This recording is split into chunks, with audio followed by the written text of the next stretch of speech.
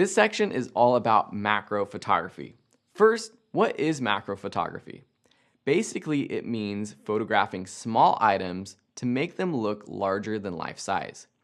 Technically, macro photography has to do with the size of the subject being captured compared to the actual size of your sensor on your camera. This means the object, such as a flower petal, is actually larger on the sensor when it's captured than in real life. The closer you can get to your subject, the larger it will be compared to your sensor.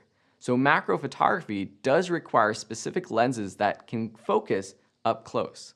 This brings us to our top tips. Tip number 1 is to use a macro lens.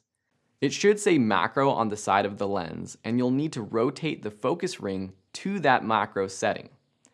If you don't have a macro lens, you can use extension tube adapters to add glass onto your lens, which basically allows you to focus closer to the subject. A 50 to 60 millimeter lens is fine for general macro photography, but a 100 millimeter lens will give you more options when photographing macro photos from a further distance, perhaps necessary when shooting things like insects. Tip 2, choose a point of focus. Manually adjust your focus to make sure your focus is exactly where you want it. When photographing such small objects, even focusing a millimeter forwards or backwards can make a huge difference. Tip number 3, use a flash. Because your focal plane is so narrow, you'll want to increase your f-stop and deepen that plane as much as possible. To compensate for exposure, you may need or want to use a flash to add more light.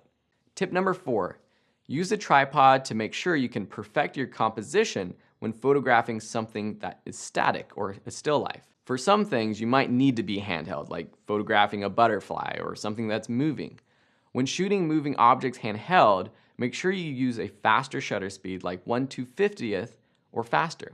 Alright, with these tips, you'll be well on your way to improving your macro photography. So now let's head out into the field and put them into practice.